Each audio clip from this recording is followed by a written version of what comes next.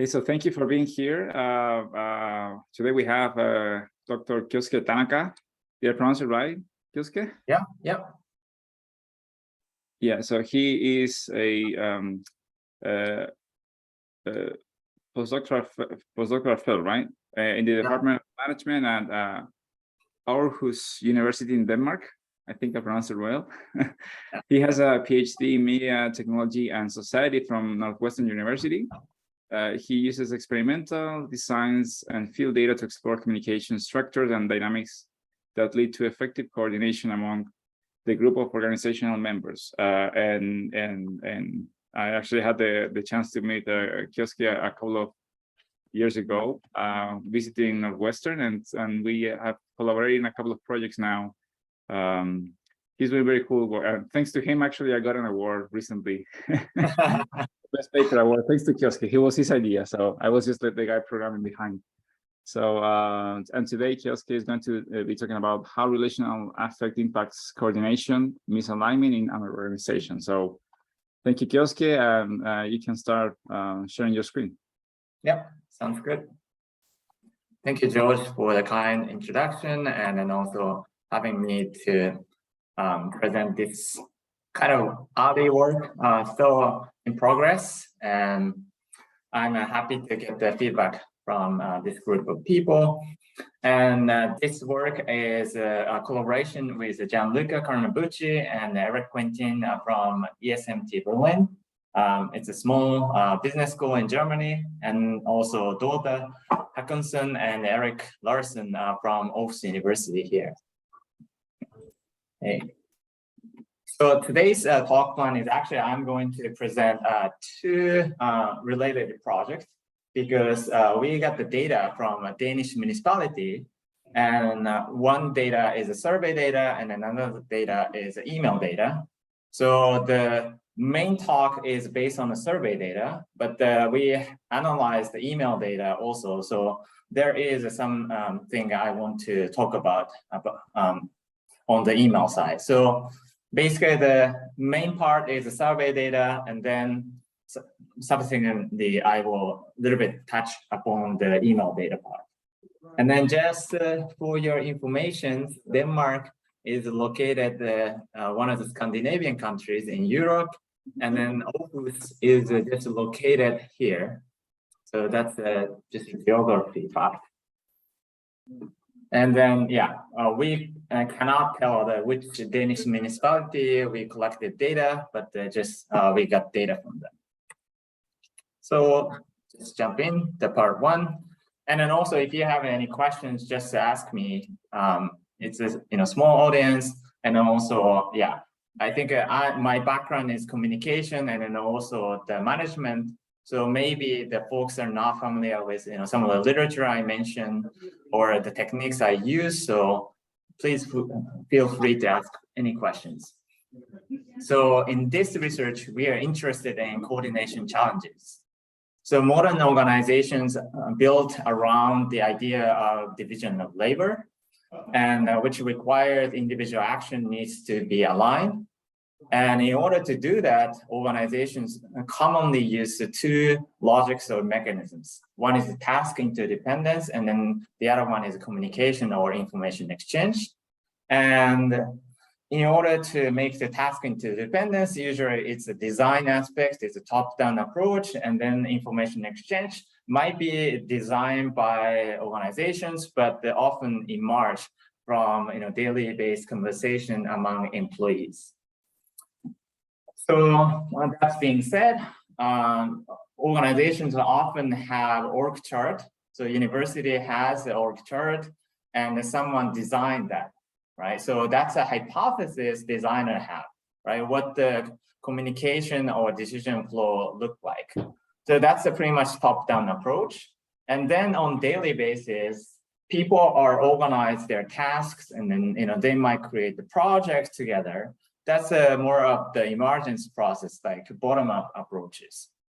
And if you look at the, any organizations, their coordination is somewhere in the middle, right? So basically, there are some formal structure going on, and then there is an informal structure, And then if you look at the daily activity of organizations, their coordination is somewhere between the design and then emergent aspect of interactions.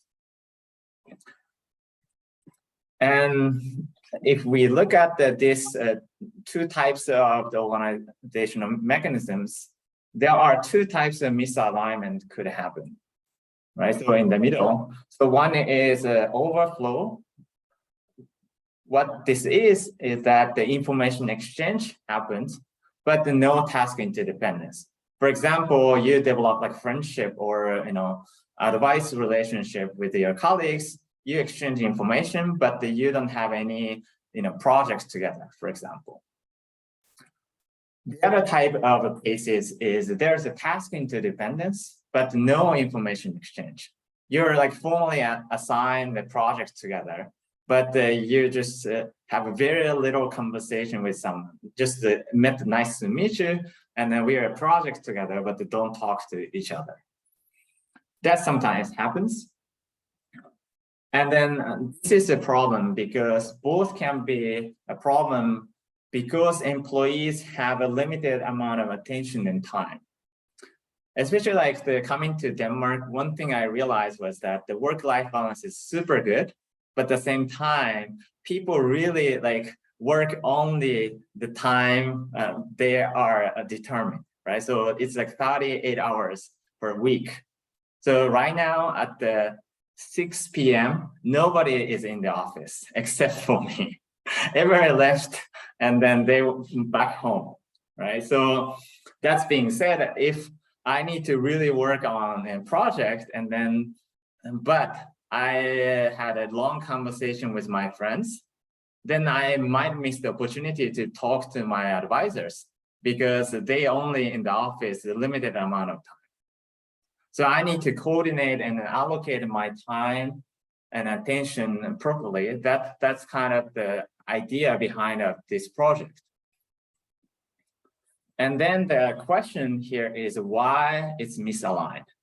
So one perspective we took is what we call relational affect.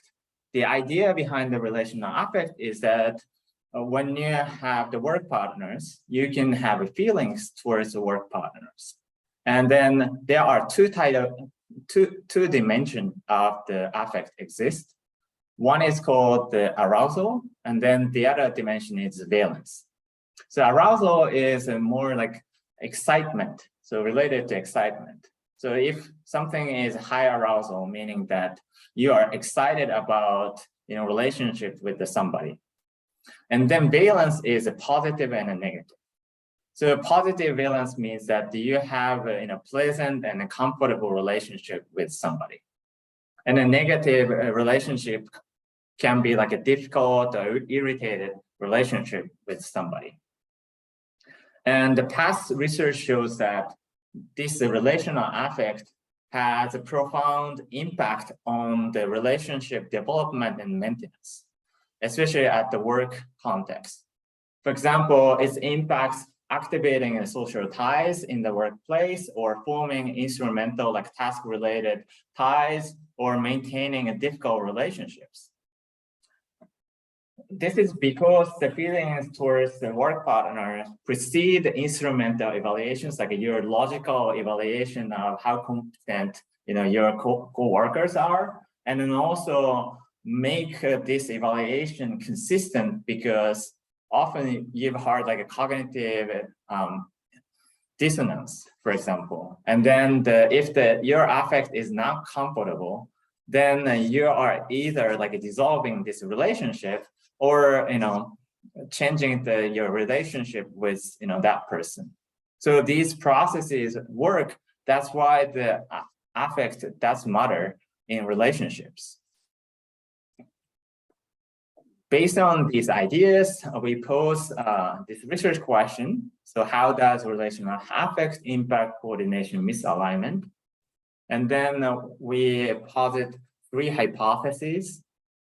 The first hypothesis is relationships perceived as high arousal, like exciting, and the positive valence will lead to information overflow because if you are comfortable and excited with somebody, you're naturally like talk to and then consult, issues. Maybe the, Karim's example of consulting George might be, the case of having excitement to talk to him. And then the second hypothesis is relationships perceived as high arousal, but negative valence will lead to information overflow. Even though your affect is negative, but at the same time you have excitement, then you still reach out to and then talk to somebody who has important information. And then finally, relationships perceived as a low arousal and a negative valence will lead to information underflow, meaning that there is task interdependence, but no information exchange. Basically, people try to avoid having the relationship with that person. Okay, so now let's move on to the method. But do you guys have any questions so far or anything? Okay. Can you go back a couple of slides, actually? One more. So then, yeah. So yeah, I'm still not 100% clear about like the difference between arousal and okay. balance. So, balance. Yeah. So the arousal is so thinking about like your mood or emotion, right? So one type of mood is like something is activated. So like a low activation, meaning that you're like almost like meditating. So that's why I put the like word calm. So when you are like the close to sleep, like your feeling is very calm. But you're having a fun, then like you have a lot of excitement. Okay. That's the meaning of high arousal. And then valence is more of like positive or negative. Does it make sense? Right.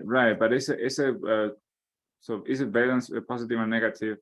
So it's like with respect to somebody else. So what's your value? The value that you. Yeah. So basically, in this case, we are using these emotions towards somebody. Oh, okay. Yeah. Okay. Oh, but what could be a good example of low valence, negative valence, but high arousal? Because it's like I'm very excited to work with someone I don't like. Then it sounds like a weird state. So what would be? So like irritated or something, right? Irritated. It's a weird thing to start thinking about it. Yeah. Right. Okay. I see now. So. Okay. Yeah. No, I have more clear. Thank you. You're welcome.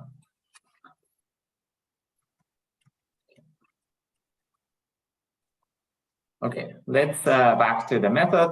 As I said before, we conducted a survey at this municipality, and we had the list of employees names. So that's included the 515 employees, and then we sent out the survey to these employees. And then we got the 310 employees. That's around 60% of response rate.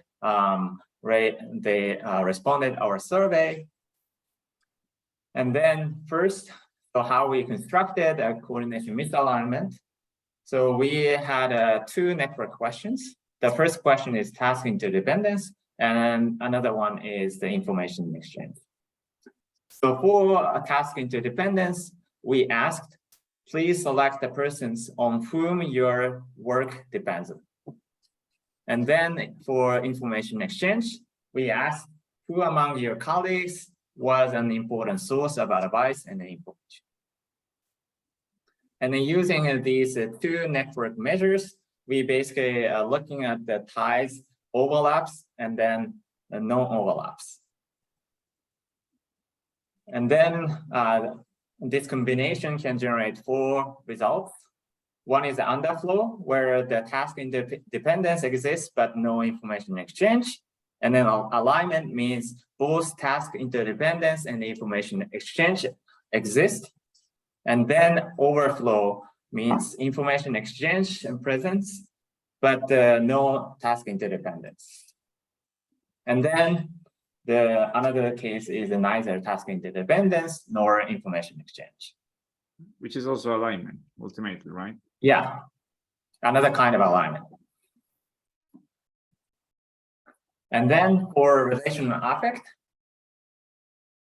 we again ask a network. In this case, we got a name generator question. Name interpreter questions, because we already asked first task interdependence and information exchange. So we have a list of individuals, each participants nominated, and then we subsequently ask how generally feel when interacting with like each person you nominated. Then they basically had the right 5-point Likert scale to indicate, okay, I feel like this person is very excited to interact, or very calm to interact. Or for the Valence question, they basically select, I'm very positive to interact with this specific person or that person, or very negative to interact with that person. And then also we took interaction effect for our models. So that's basically our dependent variables and independent variables. And then we had a bunch of controls. So in this talk, I don't cover this part, but if you have any questions, I have a more result for including these control variables. Okay, so now let's look at the results. First, this is the picture of what the organization looked like from the perspective of task interdependence and information exchange. So the task interdependence ties are in green, and the information exchange ties are in blue. And then each dot is the employees, and then the colors indicate the areas or like departments. So they have the 3 different areas. Healthcare and labor market is one area, and then another area is technical and staff area, and then the child and community area. So in total, they nominated 1,508 task interdependence ties, and then 683 of them overlapped with the information exchange ties, and then 825 ties are non-overlap. On the other hand, the information exchange ties were in total 1,450, and then the 767 of them had a non-overlap with task interdependence. So in the sense that if we look at the network graph, what you can see is that it's like the yellow, like child and community areas, they have a lot of overlaps between task interdependence and information exchange. But there are like some like cross cutting ties, which only exists for information exchange. And then some of the like red dots here only have the task interdependence, but not information exchange. But overall, what you see is that these task interdependence ties are generally organized within their areas, and then information exchange as well. But the information exchange also have a lot of across area, like a boundary spanning ties. So that's kind of what we can observe from this network. So this is our dependent variables. So our goal is that we are going to predict these non-overlapping ties. And then for the relational affect, First, we can start looking at the valence as a first. So we have a 5-point scale, so very positive to very negative. And then in this organization, most people avoid nominating their colleagues as a very negative or negative. So there are, I think, only 2 cases of very negative, and then I think 20 cases or 30 cases of negative, and then the most of the cases are around positive. So it's very skewed. On the other hand, arousal has much more nicely distributed. So there are many people nominated excited or neither calm nor excited or calm. And then when we're looking at these two together, you can see some interesting patterns, right? So for example, just taking the positive column here, what you see is that there are variations, right? So some people, of course, nominated like positive and excited, but other people said positive and calm relationships. So to us, that's a kind of good news that this might be a usable variation to predict coordination misalignment. And then in general, there is a positive correlation between these two measures. But arousal has, as I said, more variance than valence. Now let's look at the relationship between the arousal and the coordination misalignment. So in this case, arousal is on the x-axis, so very calm to very excited. And then the communication misalignment is on the y-axis.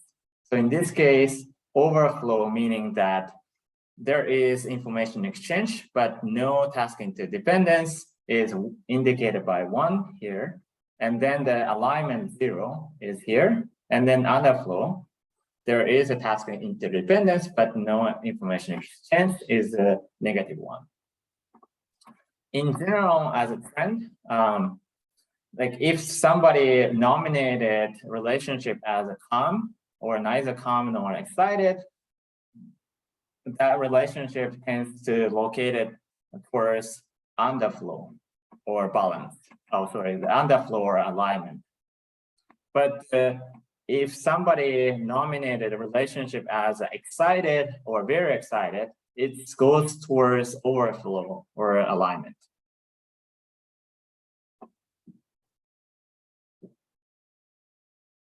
And then now look at the valence side. So again, now just tending the x-axis as valence, and then the same y-axis. So from very negative to very positive. And then as I said before, there are not many cases for very negative, but in some cases of negative, and then neither negative nor positive are towards underflow, meaning that only task interdependence relationship without the information exchange. And then if you go to the very positive side, there is more towards the overflow. So now we need to test this as a more model using a statistical models. So our case, as a first step, we actually just run a logistic regression. So we compared the underflow as 1 and then alignment as 0. And then I just highlighted the arousal and valence and then interaction effect here. But of course, we included other control variables as well. As a baseline models, without interactions, the main effect is negative for both arousal and valence, meaning that relationship perceived as a low arousal and the negative valence will lead to information underflow. So this is aligned with our hypothesis. And then once we included interaction effect, then it has a positive interaction effect and then didn't change the main effect. So let's look at what interaction effect means here. So here, the x-axis is arousal, from lower arousal to high arousal, and then the y-axis is the underflow and the alignment. So if the, let's say, first close to 1, that means low, in this case, low arousal predicts the underflow. And then the red line here is the negative valence. So that's the score of very negative valence. So if somebody said, I have a relationship with somebody perceived as very negative and the low arousal, then it's pretty much guaranteed to go to the underflow. So task interdependence relationship only. But an interesting case is that as the arousal goes up, it's a little bit moving towards more alignment, but nothing happens around here. And then suddenly, if arousal becomes very, very high, then the relationship perceived as negative valence can lead to alignment. And then if the valence is positive, then also goes to more alignment as a tendency. So this is kind of interesting to us because the effect of the valence and arousal are much more nuanced than what we originally thought. So that's what we so far interpret for this interaction effect. Yeah, I'm wondering though. Yeah. What comes first, the chicken or the egg, right? Yeah. So, because I'm thinking, people may just like get tired of working with someone. So if you're assigned to work with someone, and then it might be that later on, like so much interaction leads to a negative balance. Right. So, or arousal. So you have a negative balance, but you have high arousal because you hate this guy or this gal. You still have to work with this individual. Yeah. So, and that's why it's still aligned, right? Because by construction, you're supposed to work with this individual. But kind of like the fact that you were assigned to work with this person led to a high arousal and negative balance. Right. Yeah. Yeah. So it's a very good point. So this current data doesn't have a longitudinal, survey data. So we cannot test like, this coevolution or, cause and effect type of, relationship. So that's pretty much limited. But I think, you ask a, good question of, maybe the causal mechanisms is not like, from the emotion to no information exchange. Maybe, they had an information exchange and then they develop feelings. That might be a possibility too. Yeah.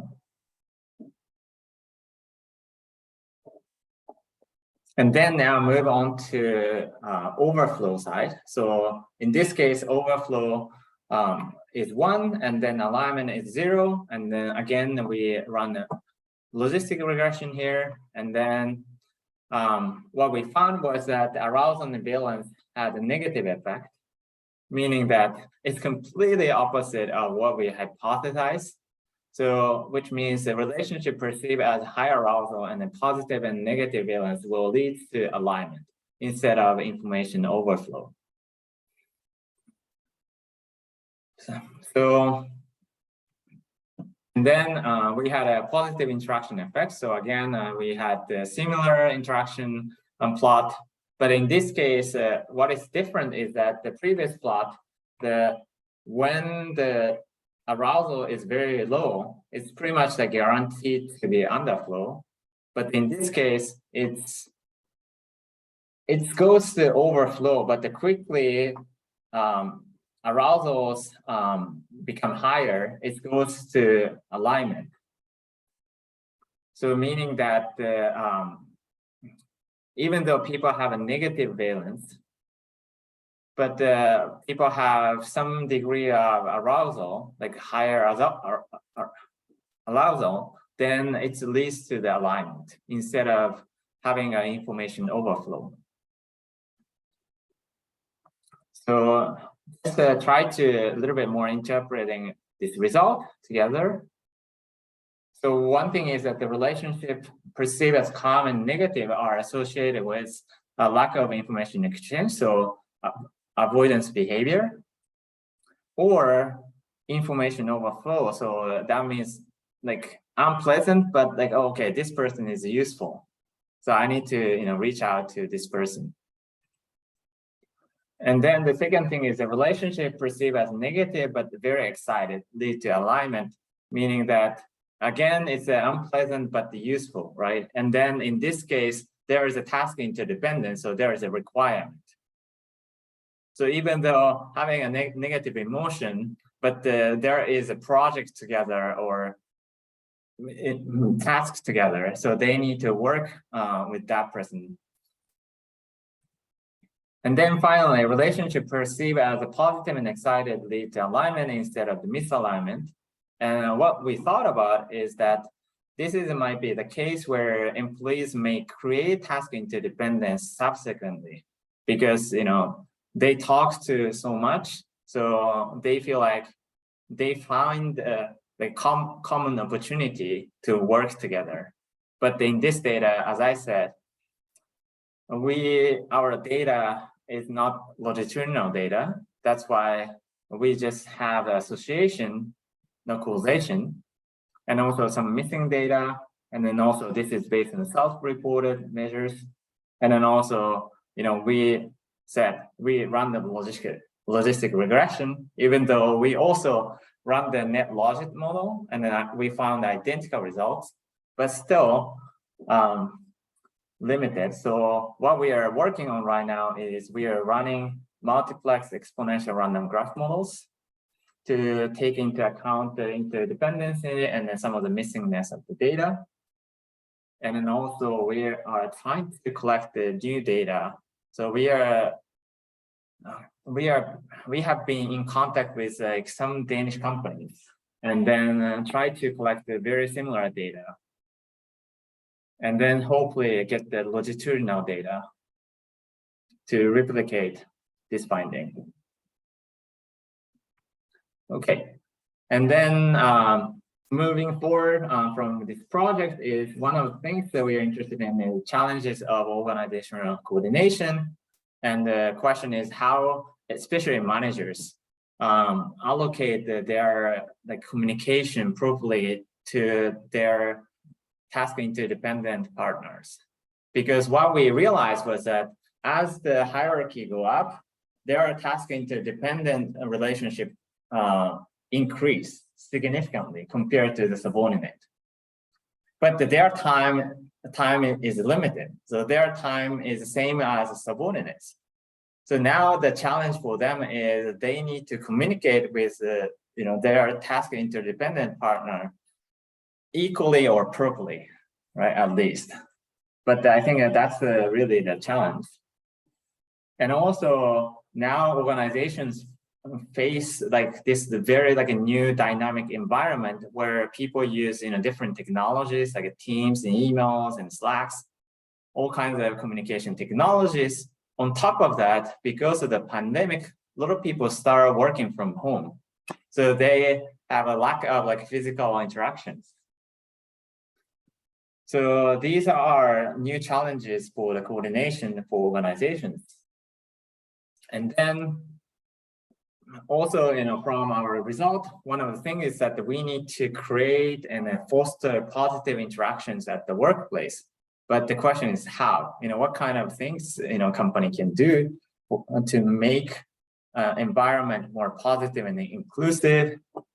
And then also, this was based on the previous findings. People prefer to interact with lovable fools, very friendly and charming, but no competent person is called a lovable fools. And then people prefer to interact with the lovable fools than competent jerks, like these, very like knowledgeable, but like just a jerk, right? So that's a problem in the workplace.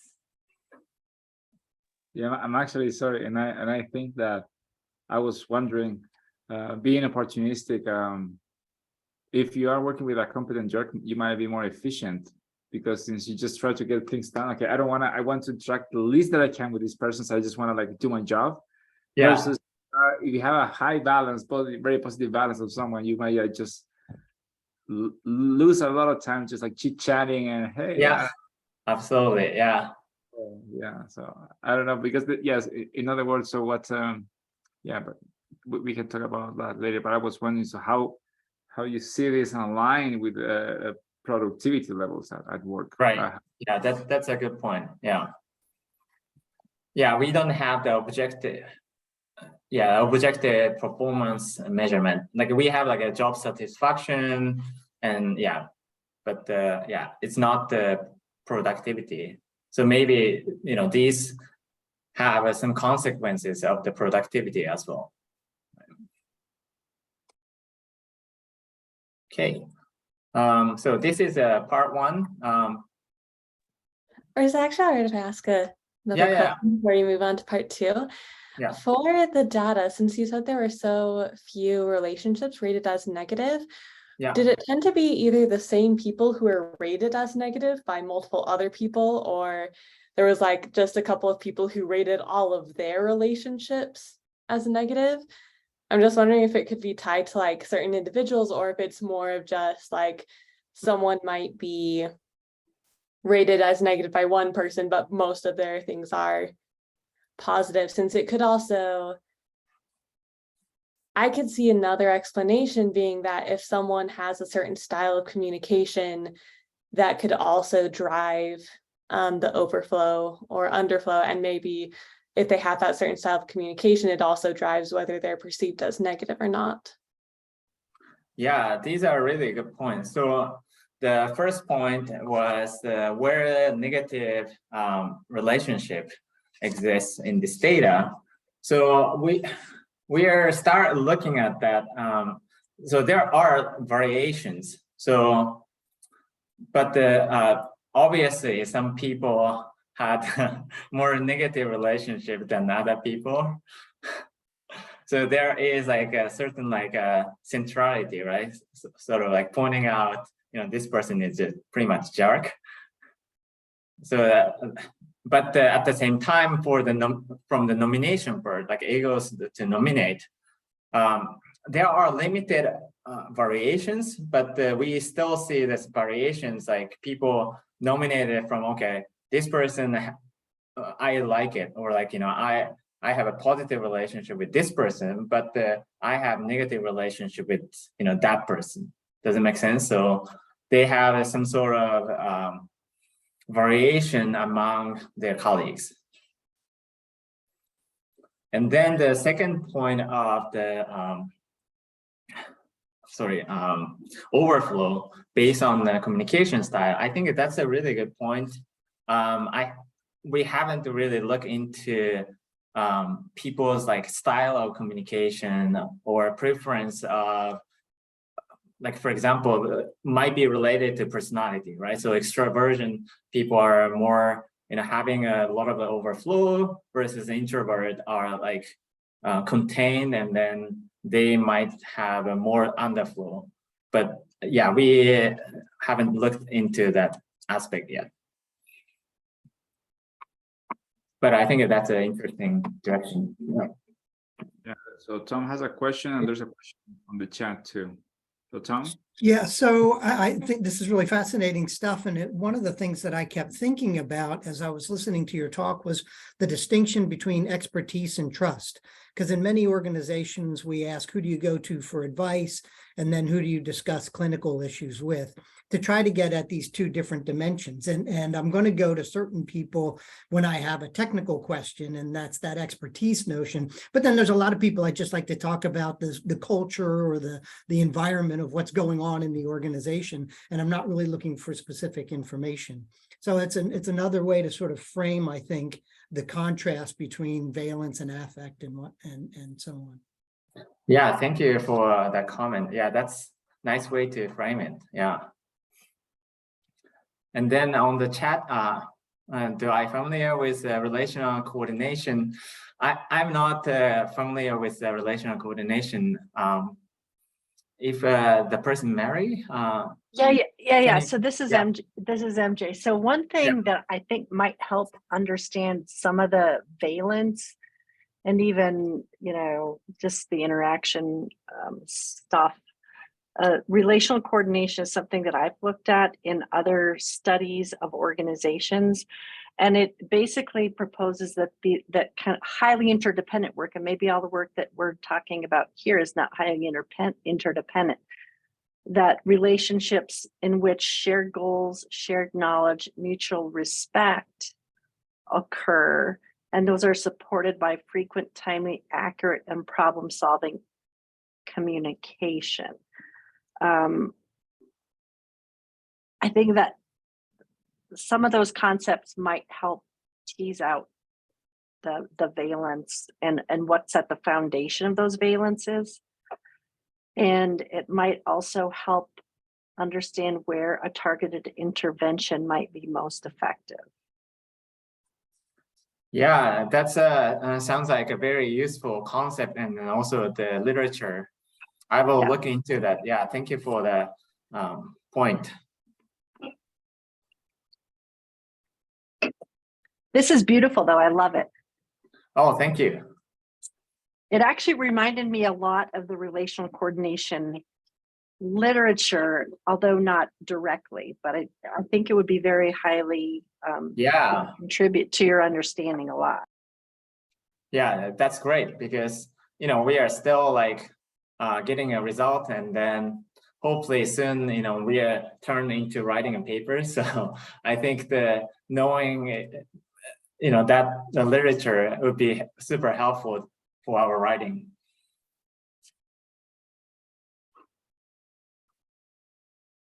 Okay. So let's moving on to the email data part. This is very short, but I hope you can a little bit enjoy this part too. So we also got the email data from this Danish municipality, and almost like we had more data, but we basically this part focusing on just the 2021 1 year, because what happened in Denmark is that there was a period they had a fully working from home and then moved back to office. So we thought it's a natural intervention, and then also this municipality was interested in hearing from us what happened in this organization in a different mode of works. So basically we posed this question of how do different modes of working impact communication patterns, and in this case, just looking at the email data. And then coming to this classic concept of networks, strong ties and weak ties. Probably you guys are familiar with that. Strong ties exist between close-knit members with the frequent interactions, and it is important for social support, well-being. And while weak ties are distant social relationship or infrequent interaction or interaction context, and it is important for innovation or getting new jobs or some of the job performance. And in this data, what we did was we set up the cutoff value for strong ties and weak ties, and we set the frequency as 96. We also had the other things to try, like a regular context, like how many weeks they contacted the particular diet over time, and then set up the threshold, but pretty much the same results. So we ended up using this threshold method. And then we cleaned up like a weekly patterns, remove some holiday weeks and then weekends. And then this is pretty much the just showing the time series of the frequency of the email exchange in these organizations, almost an year. And then for me, the most interesting part is this one, because it just highlights how Danish people work. So, there is a 1 to 48 weeks, and in Denmark, people mention these weeks. So basically, the week 7 and the week 7 is a ski vacation in Denmark, and then week 13 is the Eastern holiday, and then this week 27 and then 31 is the summer vacation, and then week 42 was just done right now, the autumn break. So people pretty much take the vacation and holiday seriously here. So that's why there is a huge dip here. And then we remove these holiday weeks to make things comparable. And then also these organizations pretty much represent how also Danish people work. So basically they come in the office around 8, and then that's the time they respond to emails, and then they have lunch, and then at the 3, basically the work is done, and then people start gradually going back home, and then 4, after 4, nobody's in the office or don't respond to emails. So that's the pattern here.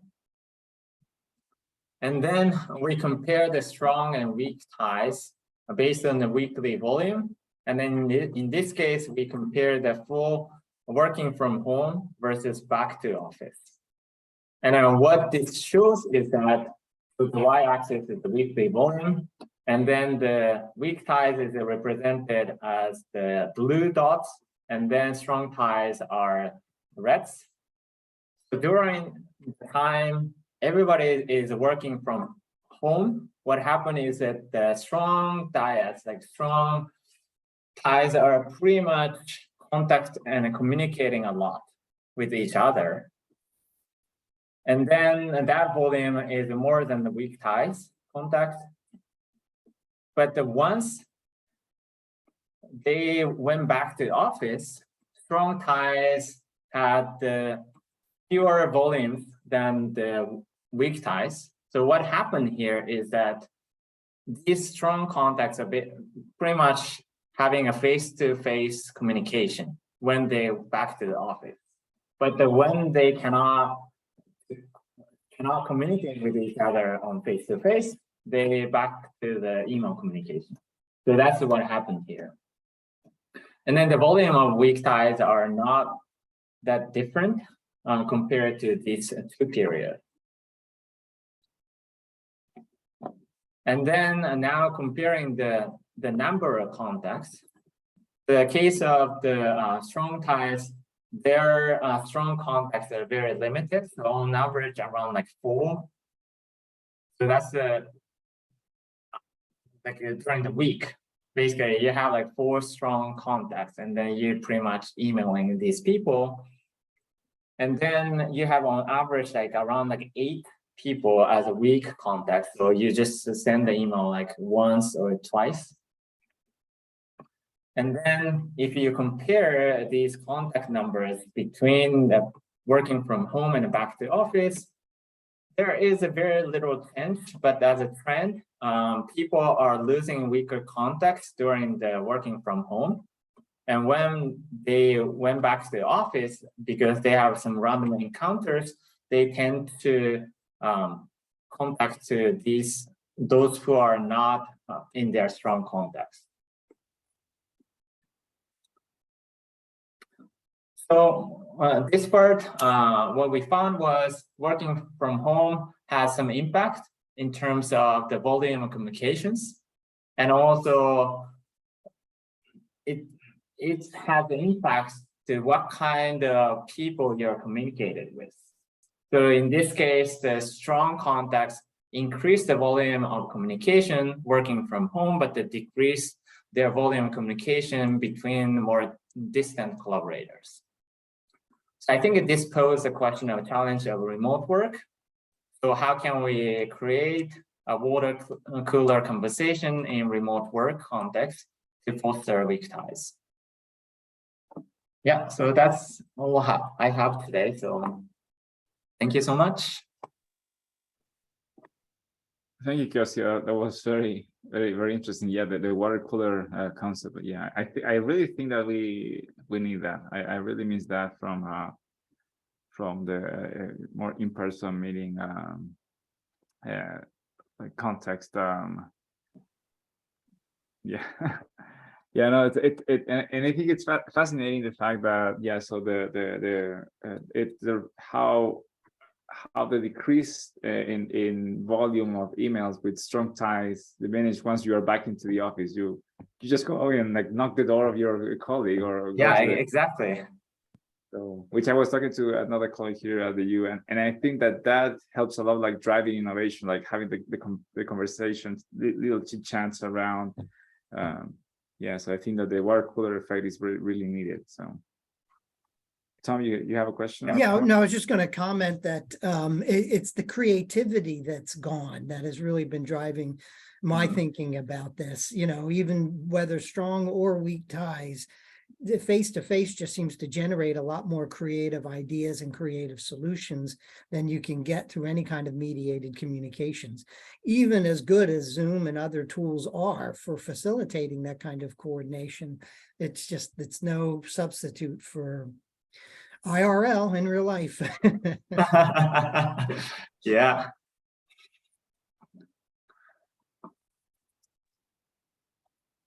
Yeah, and that reminds me. So when I was organizing like all these our user meetup groups back in LA, there's some new software that you are like you play like a little character in a meeting, so you can go and you can go and hang out with people, like actually literally approach someone in a group with your little avatar and have a conversation with them, which I think is really cool. But I don't know if that even if that took off eventually at some point. Is not sure like doing something like that, building some tool like that, or anyone you know, Kyosuke? I mean, I use that platform, I think, a couple of times, even like at the conference. Some of the conference organizers like set up that and then use the way to foster conversations and then random encounters.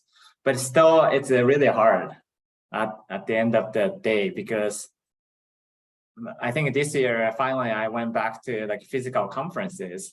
It's much more comfortable to have random encounters because people are in the same space. And I think that, you know, today is fantastic, but at the same time, I could not imagine, like, again, especially in Denmark, everything is open again. So it's really hard to, you know, back to like 5 hours of Zoom meetings every single day. And then on top of that, maybe, you know, attending a conference talks again on the Zoom or in a videos. It's just so exhausting compared to, you know, physically attending conferences. Yes, I think like these virtual conferences have great value, right? Because you can have people joining cheaper from anywhere in the world. Yeah. But for example, this week I just had an in-person meeting with a few colleagues that we travel, and just the amount of information I took from the breakfast, just having like a breakfast with them, one-to-one, it's you can't get that with Zoom. So, yeah. Yeah. Anyone has any more questions, comments? Just more on like the water cooler thing. Before I started working at the U, I was working at a financial institution, and for them, they actually started with the pandemic. They had like bi-weekly or weekly, what they just called water cooler meetings, since they tried to just foster more communication between different people and have a more informal setting. I don't think that really worked. Just anecdotally. And one of the things that I noticed, like they tried a lot of different things to like keep up team engagement. Like there were different team weeks, and they'd be like, let's have spirit weeks and have people send in pictures of different things. None of it really worked. Well, I mean, it probably was better than nothing, but For all of those things, it was also complicated by the fact that we actually went through a merger with an international company, and so then we could have people.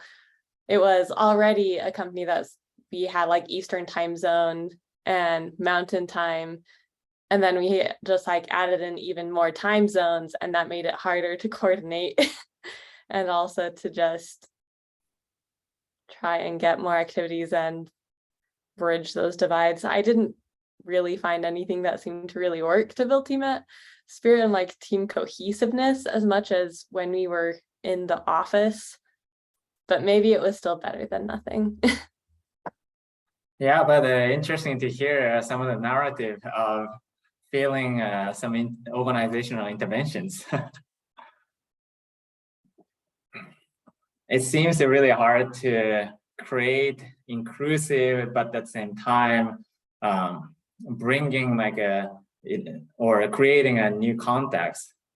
I think I feel like I've again and again heard the same stories. I think to me it's great because it's a chance that we can use a network approach to find something to make a change. But I don't know right now like exactly what kind of practices or policies or intervention could work.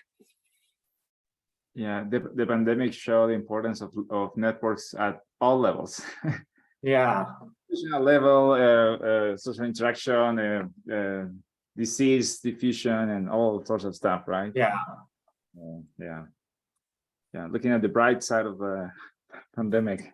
If there's okay, so well, if there's any more questions or comments, I'd just like to thank Kioske again. It was a great talk. By the way, very important too, he's in the job market. So if you know about any position, anything that you think you might be a good fit, so send me or him an email. So yeah, and thank you again for being here. Thank you, Kioske, and I'll post this video as soon as I can, maybe today or Monday. I don't know. So sounds good. Thank you so much. Great, thank you. Nice to meet you. Yeah, nice to meet you, and have a great day. Yeah, enjoy the evening. Thank you. okay, thank you. Bye.